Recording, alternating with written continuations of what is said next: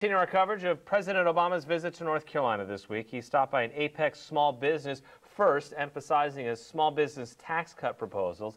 It's part of a larger $450 billion plan called the American Jobs Act. It provides money to things like school construction, road construction, and teachers to create jobs and prevent layoffs, but doesn't have enough job creation. To talk about that issue from a business perspective, my next guest is North Carolina Chamber President and CEO Lou Evert.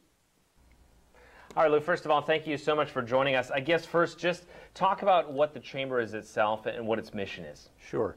The North Carolina Chamber of Commerce is a broad-based, nonpartisan business organization that really works across the state with our thousands of members to make sure that North Carolina is the best place in America to do business.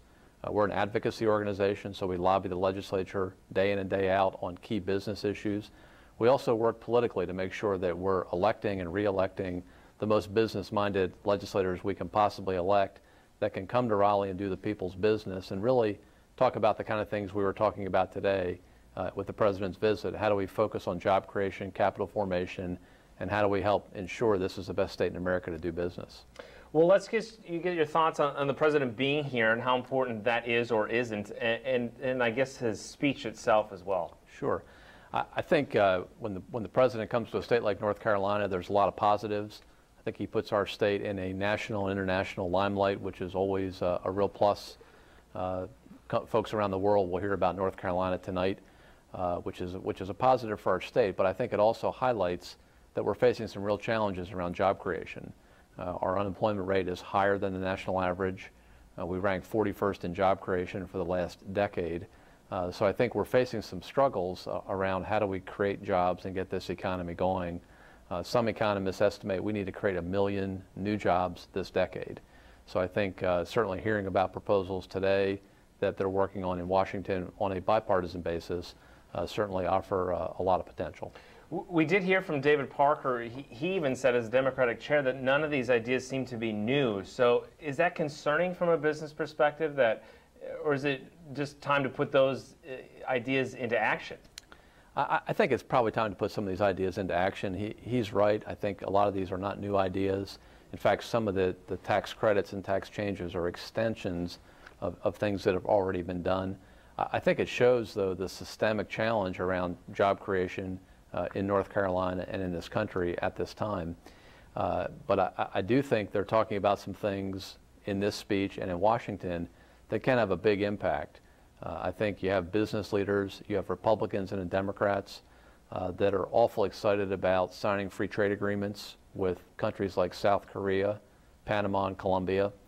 Those free trade agreements would create $12 billion in exports and probably create 500,000 new jobs. Those free trade agreements have been sitting idle for about 2 to 3 years. Just about 6 months ago, we had the Prime Minister of Korea visit our state, again, talking about how important trade is not only to America but to North Carolina. But that's a great example of a job creation tool that's not new. It didn't just start, but taking action on these free trade agreements can make a big impact on the North Carolina economy. You have your business members are probably about as diverse as the regular population, but are you getting a consensus on what people are thinking about this plan so far? Sure. I think the small business folks will certainly gravitate towards some of the aspects that help make a job cost less. Some of the tax changes, some of the tax credits, some of the expensing for small business are certainly very significant.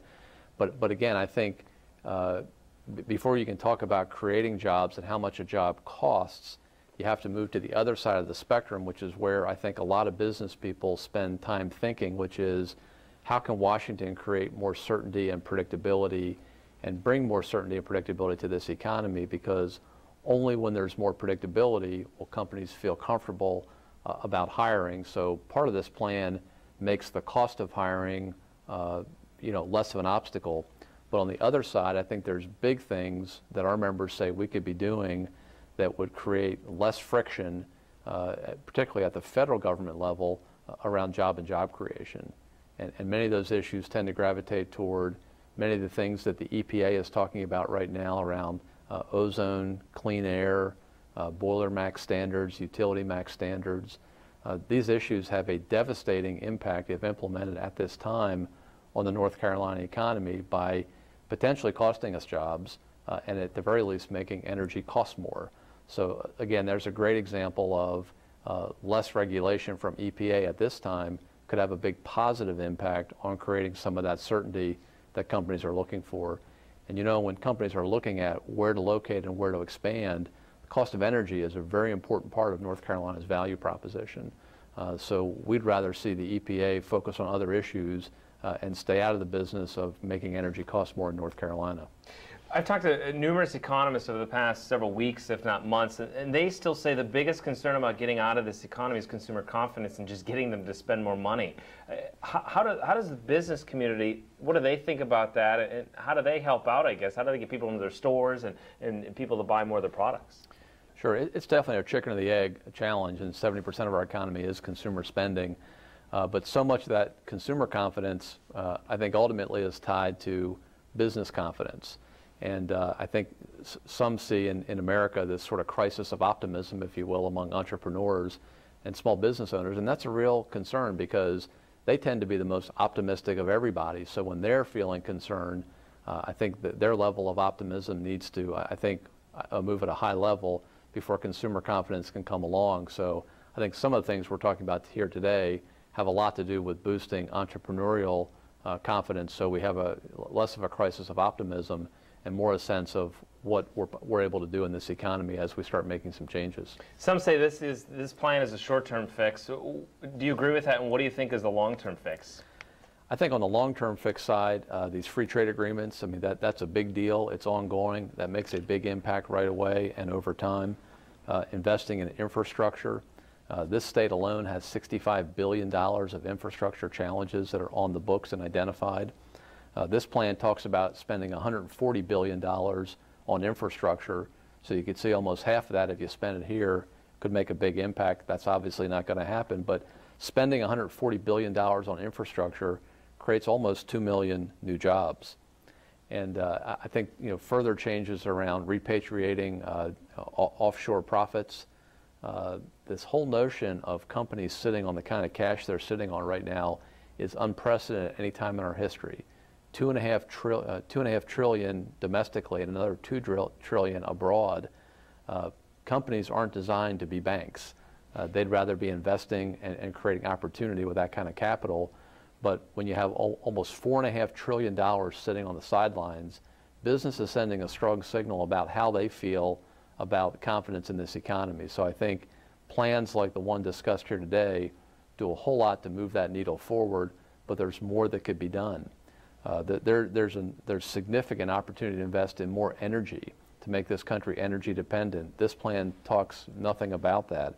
Another 1.2 million jobs could be created by looking at additional drilling opportunities, gas opportunities, this pipeline from Canada to the Gulf of Mexico. These are proven job creators that would put Americans back to work right now. So we're certainly hoping this plan goes further, faster than it is. Again, these are nonpartisan ideas. These are ideas that will create jobs right now. But it comes at a time when 25 million Americans are unemployed. So hopefully the news is received well in Washington, both here in North Carolina, and I think our leaders in Washington are rolling up their sleeves and they're ready to go. But I think the time is now for action. Okay. Lou, I appreciate your time so much, for not only for the President's visit, but for the show as well. Sure.